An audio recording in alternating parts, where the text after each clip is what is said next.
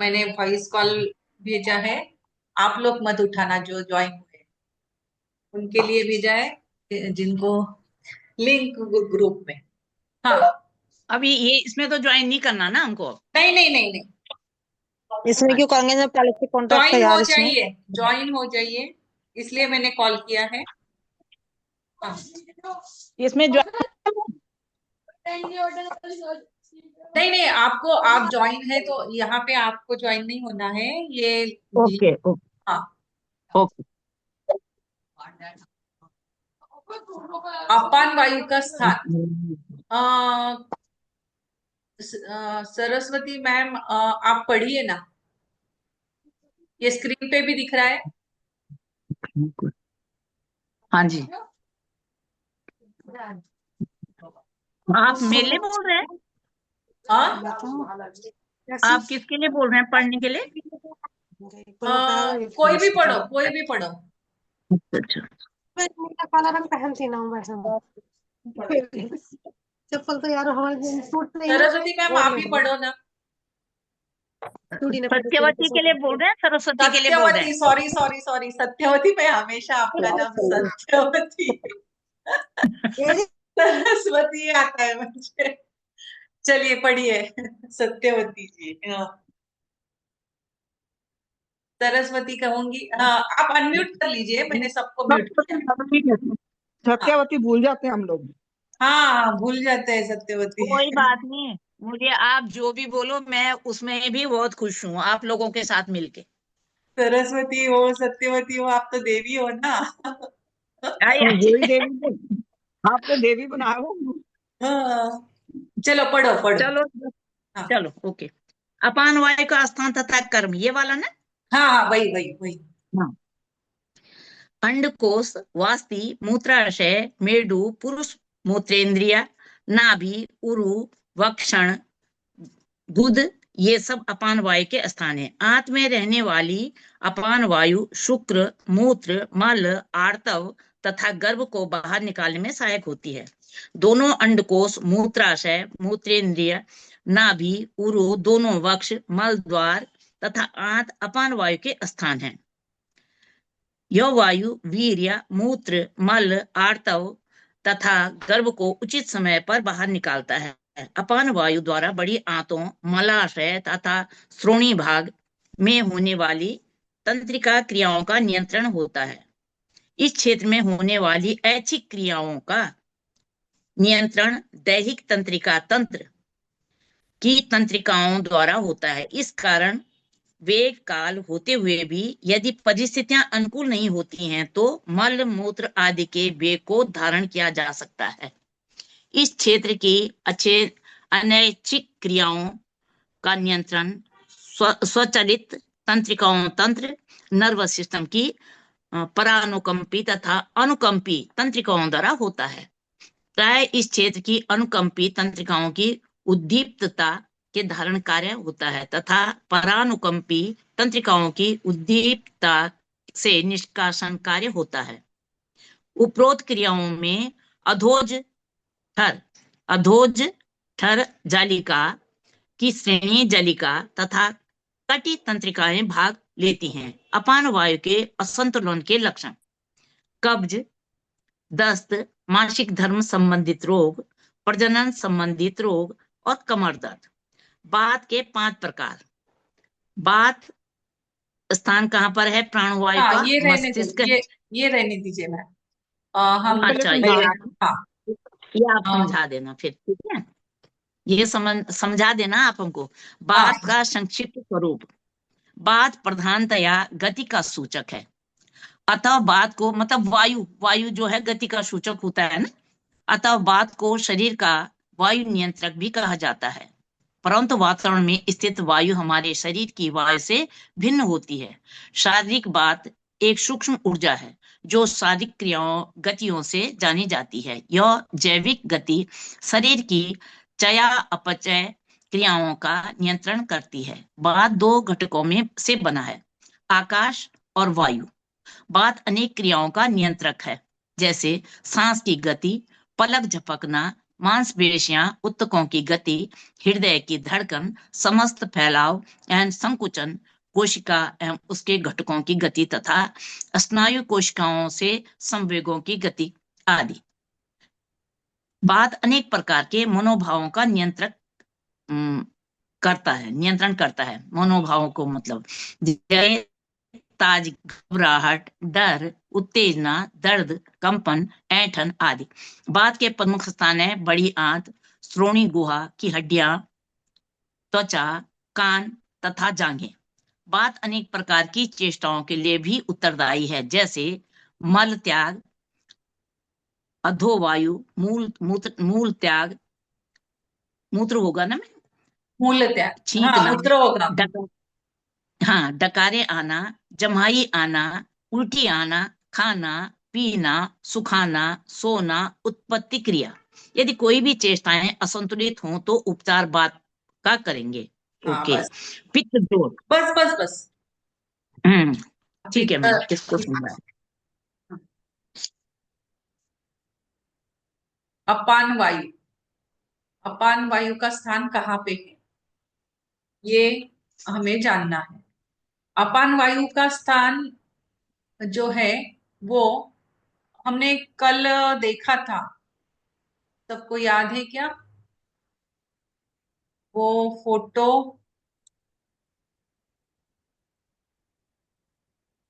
हाँ, ये जो है दिखाई दे रहा है सबको? नहीं ना? नहीं मैम। हाँ हाँ, एक मिनट।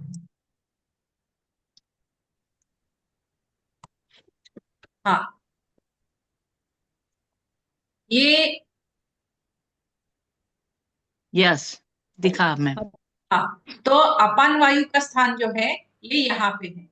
फिर उसके बाद ये समान वायु है, नाभि, नाभि और नाभि के ऊपर डायफ्राम तक जो है ये अपान वायु का, सॉरी, समान वायु का स्थान है। ये अपान है। अपान जो है वो पूरा यहाँ पे आने वाले सभी ऑर्गन्स जो है उसके संबंधित होता है। एक मिनट। मैम नाभि से नीचे ना? हाँ, नाभि से नीचे। अभी नाभि से नीचे के ऑर्गन्स जो है वो ये लार्ज इंटेस्टाइन आएगी, स्मॉल इंटेस्टाइन आएगी, फिर मेल रिप्रोडक्टिव ऑर्गन्स आएंगे, फीमेल रिप्रोडक्टिव ऑर्गन्स आएंगे, पैनक्रियाज आएगा, स्प्लीन। तो ये सब ये यहाँ से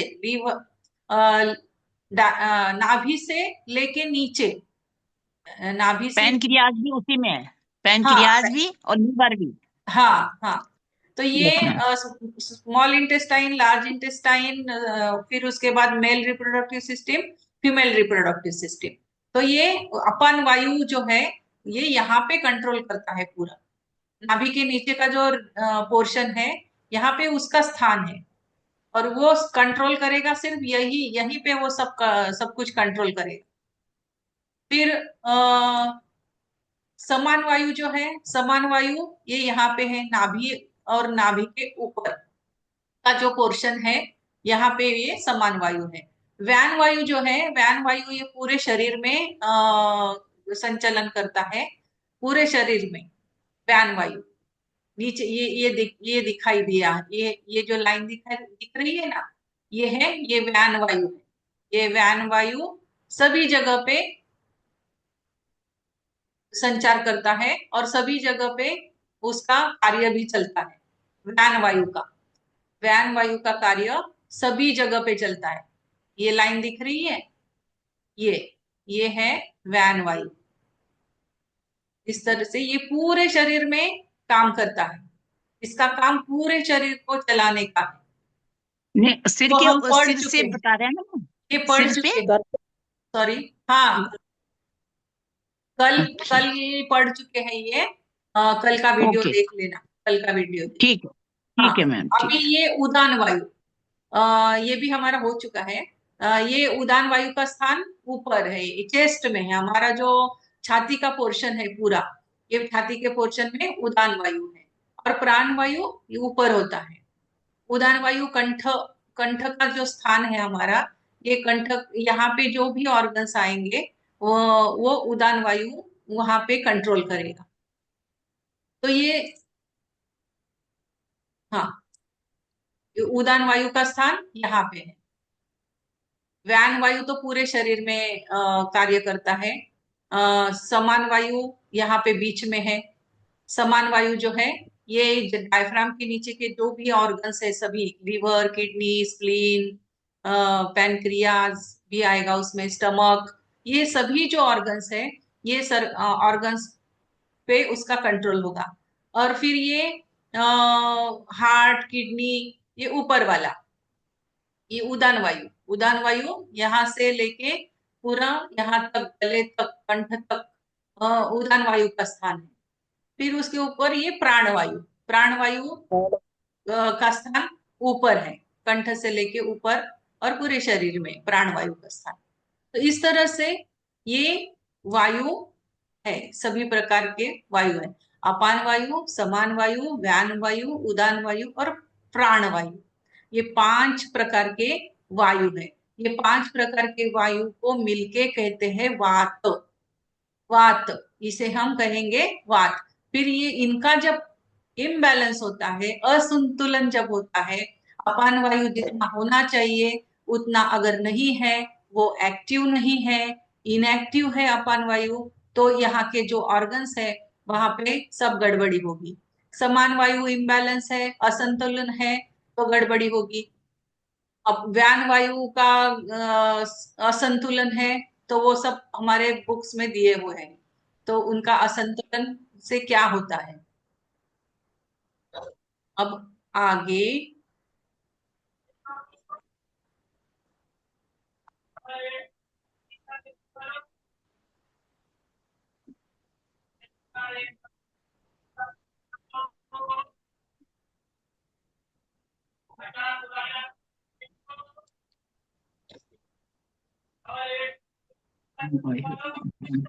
म्यूट कर लो आप अपने आप को, आवाजें आ रही है।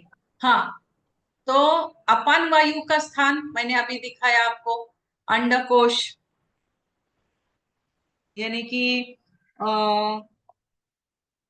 the place of apan vayu are ovaries, urinary bladder, male genital organs, navel region, chest, testes, anus, ये सब जो पार्ट्स है ये इस पार्ट में उसका वो एक्टिव होता है, इस ऑर्गन्स में वो एक्टिव होता है। अपान वायु in the intestine helps the excretion of semen, urine, stool, menses and the fetus। अब ये अपान वायु जो है, अपान वायु वीर्य को बाहर निकालना, मूत्र, मल, मेंसेस, लेडीज के जो मेंसेस पीरियड्स चलते हैं, गर्भ को उचित समय पर बाहर निकालता है। तो ये सब अपान वायु के कार्य है। अगर अपान वायु का कार्य ठीक तरह से नहीं चलेगा तो ये सब रोग हो जाएंगे, वीर्य ठीक तरह से बाहर नहीं आएगा, मूत्र की परेशानी होगी, मल आगे नहीं जाएगा, कॉन्स्टिपेशन होगा, पीरियड्स में गड़बड़ी होगी, गर्भ नॉर्मल डिलीवरी नहीं होगी।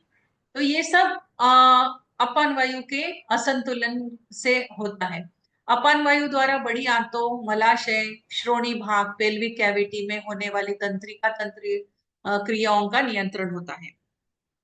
अपान वायु controls the function of nerves in the pelvic cavity, rectum and large intestine.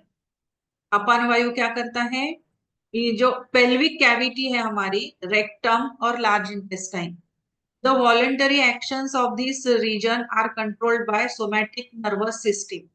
अभी यहाँ पे जो वॉलेंटरी एक्शंस होते हैं, वॉलेंटरी और इनवॉलेंटरी, ये जो ऐच्छिक जो हम अपनी इच्छा से करते हैं और अनैच्छिक जो अपने आप होती है, तो वॉलेंटरी एक्शंस, ये क्षेत्र में जो वॉलेंटरी एक्शंस होती है वो सभी एक्शंस जो है वो सोमैटिक नर्वस सिस्टम द्वारा होती है। Because of this, we are able to bear the pressure of urine and stool when the circumstances are not in favor। अभी ये इसका कारण वेग और काल होते हुए भी यदि परिस्थितियां अनुकूल नहीं होती है तो मल मूत्र आदि के वेग को धारण किया जा सकता है। ये जो सोमैटिक नर्वस सिस्टम जो है, तंत्रिका तंत्र, दैहिक तंत्रिका तंत्र यानी कि सोमैटिक नर्वस सिस्टम, ये सोमैटिक नर्वस सिस्टम, ये जो वॉलेंटरी एक्शंस है, ऐच्छिक क्रियाएं है, ये ऐच्छिक क्रियाओं को इस दैहिक तंत्रिका यानी सोमैटिक नर्वस सिस्टम के द्वारा होती है। वो इस कारण ये जो सोमैटिक नर्वस सिस्टम से हो रहा है, इसके कारण क्या होता है कि वेग काल होते हुए भी यदि यदि परिस्थिति अनुकूल नहीं होती है तो मल मूत्र आदि के वेग को धारण किया जा सकता है। तो ये कंट्रोल करता है, सोमैटिक सिस्टम कंट्रोल कर रही है नर्वस सिस्टम। इस क्षेत्र की अनैच्छिक क्रिया इनवॉलेंटरी का नियंत्रण स्वसंचलित तंत्रिका ऑटोनॉमिक नर्वस सिस्टम की परानुकंपी तथा अनुकंपी तंत्रिकाओं द्वारा होता है। अभी ये जो है ये तो ऑटोमेटिक हो रहा है, वो तो हम कर रहे थे, ऐच्छिक था वो, वॉलेंटरी थे वो, हम वेग को रोक के रख सकते थे, सोमैटिक नर्वस सिस्टम द्वारा हम रोक के रख सकते हैं मल मूत्र को। अनैच्छिक क्रिया में क्या होता है, इनवॉलेंटरी में क्या होता है, ये स्वयं चलित होती है, ये ऑटोनॉमिक नर्वस सिस्टम द्वारा होता है। ये परानुकंपी तथा अनुकंपी तंत्रिकाओं द्वारा, परानुकंपी यानी कि पैरासिम्पथेटिक नर्वस सिस्टम और सिंपथेटिक नर्वस सिस्टम के द्वारा ये ऑटोनॉमिक नर्वस सिस्टम से ये कार्य होता है, अपने आप होता है ये। प्राय इस क्षेत्र की अनुकंपी तंत्रिकाओं की उद्दीप्तता से धारण कार्य होता है तथा परानुकंपी तंत्रिकाओं से उद्दीप्तता से निष्कासन कार्य होता है। उपरोक्त क्रियाओं में अधोजठर जलिका, हाइपोगैस्ट्रिक प्लेक्सस, श्रोणी जालिका, पेल्विक प्लेक्सस तथा कटी तंत्रिकाएं भाग लेती है। अब यहाँ पे क्या होता है, involuntary actions of this area are controlled by sympathetic nervous system and parasympathetic nerves of the autonomic nervous system. Often the act of bearing pressure is done by stimulation of parasympathetic nerves of this region. ये जो action है, ये मूत्र को रोक के रखने का, मल को रोक के रखने का, तो ये स्टिम्युलेशन जो है, ये प्रेशर जो है, ये प्रेशर बियरिंग, हमने वो प्रेशर रोक के रखा है, तो ये स्टिम्युलेशन, ये पैरासिम्पथेटिक नर्व्स, जो उस रीजन में जो पैरासिम्पथेटिक नर्व्स है, अब उसको क्या कहेंगे हम, परानुकंपी तंत्रिका, परानुकंपी तंत्रिकाओं की उद्दीप्तता से ये एक्सक्रीशन यानी कि निष्कासन बाहर निकलता है। excretion by the stimulation of sympathetic nerves. Hypogastric plexus, plexus यानी अधोजठर जालिका, hypogastric plexus. Sympathetic nerves of lumbar take part in the above actions. ये दोनों hypogastric plexus and pelvic plexus, ये क्या है, ये हमारे लंबर रीजन को जोड़ी हुई है, तो वहां पे वो कंट्रोल कर रहा है, लंबर रीजन जो है वो कंट्रोल कर रहा है, जो स्पाइन में हमारा लंबर रीजन है। सिम्टम्स ऑफ इम्बैलेंस ऑफ अपान वायु, अगर अगर ये अपान वायु इम्बैलेंस हो गया, असंतुलन हो गया, तो ये इसका असंतुलन के लक्षण क्या दिखाई देंगे, फिर कब्ज होगा, क्योंकि अपान वायु का असंतुलन हो गया है, तो कब्ज होगा, दस्त होंगे, वो रोक नहीं पा रहा है, कंट्रोल नहीं हो रहा है, अपान वायु कंट्रोल नहीं कर रहा है, तो ये सब नर्व्स के ऊपर एक्शन हो जाएगी, वो लूज हो जाएंगे, उनका सब क्या कहते हैं, कैपेसिटी जो है वो खत्म हो जाएगी, तो ये दस्त हो जाएंगे, कब्ज होगा, दस्त हो गए, मासिक धर्म संबंधित रोग हो जाएंगे, पीरियड्स टाइम पे नहीं आएंगे, या फिर अधिक रक्तस्राव होगा, तो उससे संबंधित जो भी रोग होंगे तो वो अपान वायु मुद्रा के असंतुलन के कारण होंगे। प्रजनन संबंधी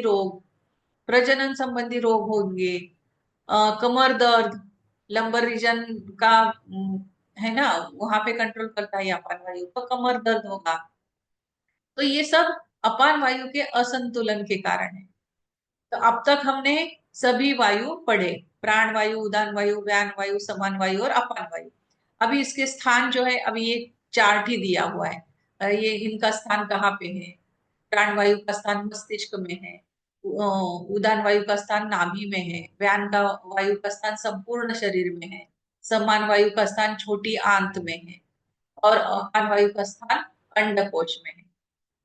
प्राण वायु का स्थान वक्ष में है, उदान वायु उर, फिर समान वायु नाभि प्रदेश, और अपान वायु मूत्राशय।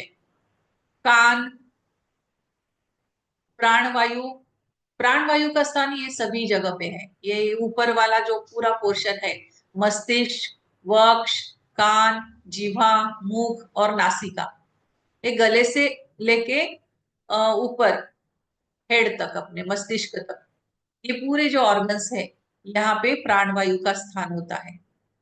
उदान वायु का स्थान नाभि, ऊर और कंठ। उदान वायु हमारा जो पूरा गले का पोर्शन है, वो नाभि से लेके गले तक का पोर्शन जो है, ऊर, ऊर यानी छाती का पोर्शन, कंठ, नाभि, ऊर और कंठ, यहाँ पे उदान वायु होता है। व्यान वायु पूरे शरीर, संपूर्ण शरीर में होता है। वो फिगर में जो लाइन दिखाई हुई थी, हाथों में, पैरों में, बीच में, हेड रीजन में, सभी जगह पे व्यान वायु सभी जगह पे होता है। समान वायु जो है वो छोटी आंत और नाभि प्रदेश में होता है, सिर्फ समान वायु। लेकिन इसका समान वायु जो है वो नाभि प्रदेश में होने के कारण वो सभी जगहों को कंट्रोल कर रहा है।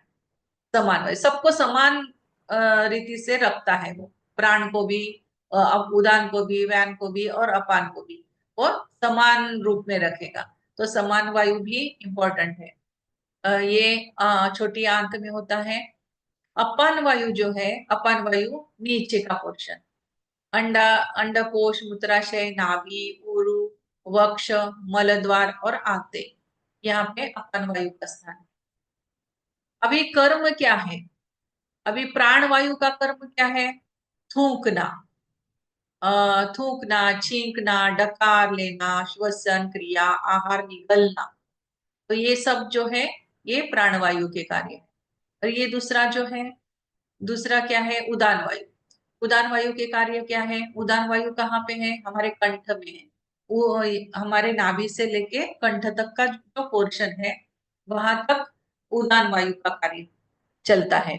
तो ये उदान वायु वाणी को प्रवृत्त करना, हम जो बातें करते हैं, हमारे अंदर से जो शब्द प्रस्फुटित होते हैं, वो अंदर से होने वाले शब्द निकलना, बाहर निकलना, वो वाणी को प्रवृत्त करता है, बातें करने के लिए प्रवृत्त करता है ये वायु, उदान वायु। उत्साह बढ़ाता है उदान वायु, बल देता है उदान वायु, वर्ण का संपादन करता है उदान वायु। तो ये है उदान वायु के कर्म। अभी उसके बाद है, ये कौन सा वायु है? व्यान वायु। चलना, फिरना, प्रसरण, आंकुंचन, आक्षेप, निमेश, उन्मेष, स्वेद का निर्माण या निष्कासन, रक्त का संवहन, चेष्टाओं का कारण है। ये सभी जगह पे है ना। व्यान वायु जो है पूरे शरीर में है, इसलिए ये व्यान वायु जो है, मूवमेंट, हम जो इधर से उधर जाते हैं, चलना फिरना, फिर प्रसारण, हमारे जो सभी अवयवों का प्रसारण होता है। जैसे कि जब हम अन्न खाएंगे, कुछ भी खाएंगे, तो हमारे स्टमक को थोड़ा सा प्रसारण होना है, फिर वो नीचे डाल देते हैं। हमारा जो फूड मटेरियल है उसको आगे भेजना, डालना है, पेरिस्टाल्टिक मूवमेंट हम कल सीख चुके हैं। तो उस वक्त अंकुंचन करना पड़ेगा, प्रसरण, अंकुंचन, प्रसरण, अंकुंचन करके आगे आगे ढकलने का काम। तो ये हर ऑर्गन में होता है। फिर हार्ट में भी होता है, पंप करना है ब्लड को, ब्लड को अंदर लेना है, फिर बाहर फेंकना है, अंदर लेना है, बाहर फेंकना है। तो ये हार्ट का भी प्रसरण अंकुंचन, प्रसरण अंकुंचन होता है। आक्षेप, झटका, झटका दे के बाद कुछ डालना होता है। तो ये झटका, झटका यानी कि उसको क्या कहेंगे हम? Walking, expansion, contraction, tremors. Tremors आते हैं ना, झटके आते हैं लोगों को, तो वो ट्रेमर्स। डाउनवर्ड फ्लो, नीचे नीचे कुछ भी चीज, बहुत सारी चीजें नीचे जाती है। अब ये डाइजेस्टिव सिस्टम में क्या क्या होता है, जो हम खाना खाते हैं, जो निवाला होता है वो नीचे जाता है, तो उसे नीचे नीचे लेके जाने का काम, डाउनवर्ड एक्शन। फिर अपवर्ड फ्लो, ब्लड जैसे नीचे जाता है वैसे ब्लड को ऊपर भी लाना पड़ता है, तो वो एक्शन जो होती है वो उसके लिए वैन वायु हेल्प करता है। अगर इसका वैन वायु का असंतुलन हो गया तो ऊपर अच्छी तरह से वो जाएगा नहीं, या नीचे अच्छी तरह से नहीं जाएगा, तो फिर रोग हो जाएंगे। ये अंकुंचन प्रसरण नहीं होगा तो फिर कुछ रोग हो जाएंगे, डाइजेस्टिव सिस्टम के रोग हो जाएंगे, रेस्पिरेटरी सिस्टम में रोग हो जाएंगे। तो ये व्यान वायु जो है, व्यान वायु चलना फिरना, प्रसरण, अंकुंचन, पेरिस्टाल्टिक मूवमेंट, फिर झटका, आक्षेप यानी ट्रेमर्स, फिर निमेश उन्मेष, ऊपर भेजना नीचे भेजना, निमेश यानी ऊपर, उन्मेष यानी नहीं, निमेश यानी डाउनवर्ड फ्लो, और उन्मेष यानी ऊपर, अपवर्ड फ्लो। फिर उसके बाद स्वेद का निर्माण करना, यानी कि हमारे पसीना, पसीना को निर्माण करना, production and excretion of sweat. Sweat जो है, स्वेट भी तो एक एक्सक्रीटरी मटेरियल है ना, जो बाहर फेंकती है बॉडी, तो उसको क्रिएट करना, उसको बनाना, प्रोडक्शन करता है वो स्वेट का, पसीने का। फिर ब्लड सर्कुलेशन, ब्लड सर्कुलेशन उसी की वजह से, व्यान वायु के कारण ही ये ब्लड सर्कुलेशन संभव होता है। रक्त का संवहन यानी ब्लड सर्कुलेशन। फिर चेष्टाओं का कॉज ऑफ डिजायर, डिजायर यानी हमारी इच्छाएं जो होती है उसका कारण भी यही बनता है। हमें खाने की इच्छा हो गई, हमें कुछ सुनने की इच्छा हो गई, हमें लेटने की इच्छा हो गई, तो ये जो डिजायर्स है, ये सभी डिजायर्स जो है, हमारी जो चेष्टाएं हैं, उसका कारण ये होता है। ये हो गया व्यान वायु। व्यान वायु के इतने सारे कर्म है क्योंकि ये पूरे शरीर में है, इसलिए इसके कर्म भी ज्यादा है। बट अभी ये जो है, ये कौन सा वायु है अगला? समान वायु। समान वायु कहाँ पे है? हमारे नाभि प्रदेश में है और इंटेस्टाइन में है। तो इंटेस्टाइन में होने के कारण जठराग्नि को प्रदान करता है वो, जठराग्नि निर्माण करता है, to provide strength to the digestive fire. ये क्या करता है? हमारे जठर में जठराग्नि को स्ट्रेंथ देता है कि बाबा तू अभी प्रज्वलित हो, हमें डाइजेशन की प्रोसेस करनी है, तो जठराग्नि को वो प्रदान करता है, to provide the strength to the digestive fire. फिर उसके बाद to separate the plasma and waste. अभी रस में से, यानी कि ब्लड में से बोलो या डाइजेस्टिव जो जूस बन गया है उसमें से जो मल का पोर्शन है उसको अलग करके, रस को अलग करके, रस को ब्लड में भेजेंगे, एब्सॉर्ब करेगा, और मल को नीचे रेक्टम के स्मॉल लार्ज इंटेस्टाइन में भेज देगा। तो इस तरह से ये समान वायु का कार्य है। वो लार्ज इंटेस्टाइन में है ना, तो वो मल को रेक्टम की तरफ भेजेगा, आगे आगे भेजेगा, आगे आगे बढ़ो, आगे बढ़ो, आगे बढ़ो, और एब्सॉर्प्शन का काम होगा। और सब ब्लड, जो जो इम्पोर्टेंट मटेरियल है जो कि हमारे शरीर में चाहिए, शरीर को चाहिए, उसका वो रस को वो एब्सॉर्ब करेगा। तो ये समान वायु का कार्य है। अन्न का ग्रहण होना, वही मैंने अभी जो बताया, उसको एब्सॉर्ब करना। पाचन में सहायक, कल हमने देखा था कि वो जो सिक्रीशंस होते हैं, वो सिक्रीशंस को स्टिम्युलेट करता है वो, कि सिक्रीशन हो, अभी सिक्रीशन हो, यहाँ पे आपको सिक्रिट करना है, और सिक्रिट करके वो रस बनाना है। तो ये पाचन में सहायक होता है।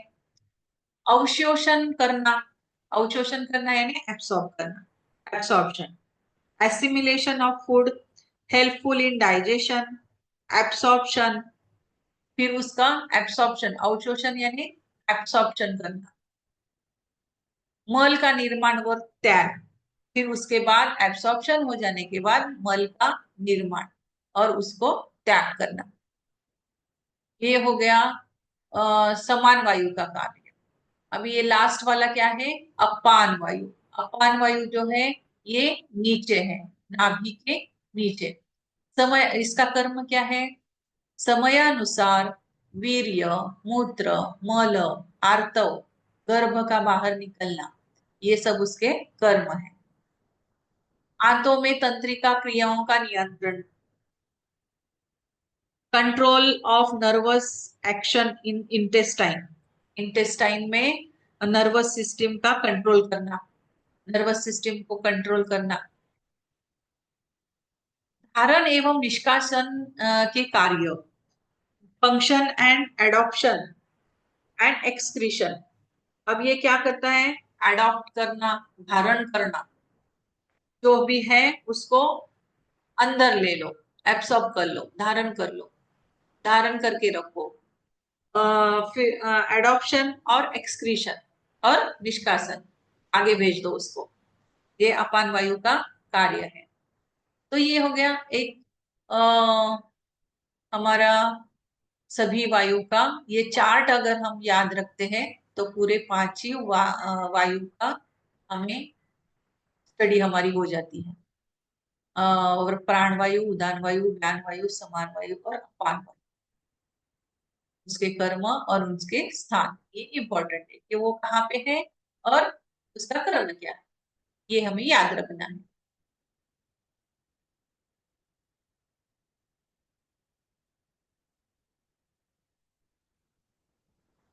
वात का संक्षिप्त स्वरूप। अभी ये वात जो है इसका संक्षिप्त स्वरूप यानी कि समराइज द नेचर ऑफ वात। अभी तक हमने जो कुछ पढ़ा उसका समराइज करना है हमें। वात is the principle of movement. सबसे इंपॉर्टेंट उसका क्या है कि गति, वो हमें गति देता है। वो एक जगह पे नहीं रहता है, वात वो घूमता रहता है ना, तो गति, उससे गति मिलती है, सभी ऑर्गन्स को गति मिलती है, मूवमेंट होता है। उसकी वजह से शरीर का वायु नियंत्रक होता है, ये वायु नियंत्रक भी है, कहा जाता है उसको। परंतु वातावरण में स्थित वायु हमारे शरीर की वायु से भिन्न होती है। जैसे कि बाहर होती है वैसे अंदर नहीं होती है। शारीरिक वात एक सूक्ष्म ऊर्जा है जो शारीरिक गतियों से जानी जाती है।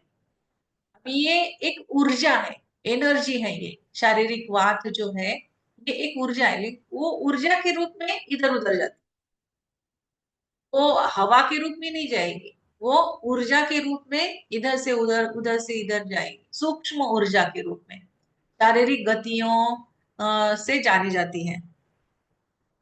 एयर कंट्रोलर ऑफ बॉडी, वात को क्या कहते हैं? Air controller of body. The element of air in the external atmosphere is not the same as the air in the body. Bodily air or Vat may be characterized as the subtle energy that governs biological movement. This biological principle of movement engenders all subtle charges in the metabolism. Vat is formed from two elements, ether and air. ये जो वात है ये दो घटकों से बना है।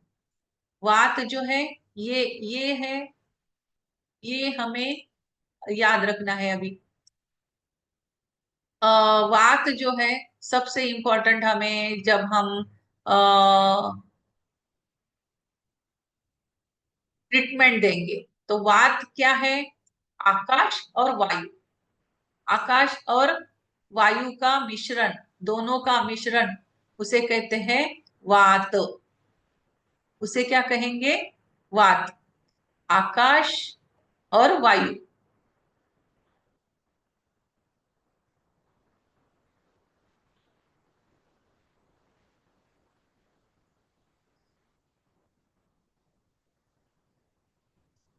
पेन चाहिए।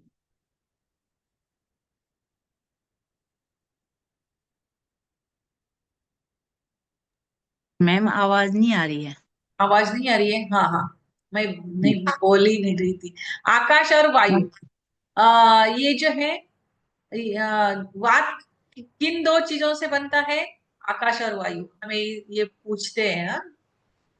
वायवा में वात कैसे बनेगा? आकाश और वायु से। अनेक क्रियाओं का नियंत्रण करता है। वात अनेक क्रियाओं का नियंत्रण करता है, जैसे कि सांस की गति, पलक झपकना, मांसपेशियां, ऊतकों की गति, हृदय की धड़कन, समस्त फैलाव एवं संकुंचन, कोशिकाओं एवं उसके घटकों की गति, स्नायु कोशिकाओं में संयोग की गति। वात अनेक प्रकार के मनोभावों का भी नियंत्रण करता है, जैसे कि ताजगी, घबराहट, डर, उत्तेजना, दर्द, कंपन, ऐंठन। वात के स्थान है बड़ी आंत, चोनी गुहा की हड्डी, पेल्विक बोन, त्वचा, कान तथा जांघें। वात के अनेक प्रकार की चेष्टाएं के लिए उत्तरदायी है। मलत्याग, अधो वायु, फ्लैटस, मूत्र त्याग, छींकना, डकारे आना, जांघरी आना, उल्टी करना, खाना पीना, सुखाना, सोना, उत्पत्ति क्रिया। ये सब चेष्टाएं जो है ये वात की है। तो हमें ये याद रखना है कि ये बड़ी आंत में है, श्रोणि गुहा में है। बड़ी आंत यानी कि large intestine, pelvic cavity, bone, skin, year and thighs. ये कहाँ पे है? ये जो है ये large intestine, pelvic cavity, bone, skin, year and thighs, the seeds of वाता। एंड वात ऑल्सो ये गवर्न क्या करती है? ये किसको चलाती है वात? हमारे मनोभावों को, यानी कि वात governs feelings and emotions as freshness, nervousness, fear, anxiety, pain, tremors and स्पास्म्स।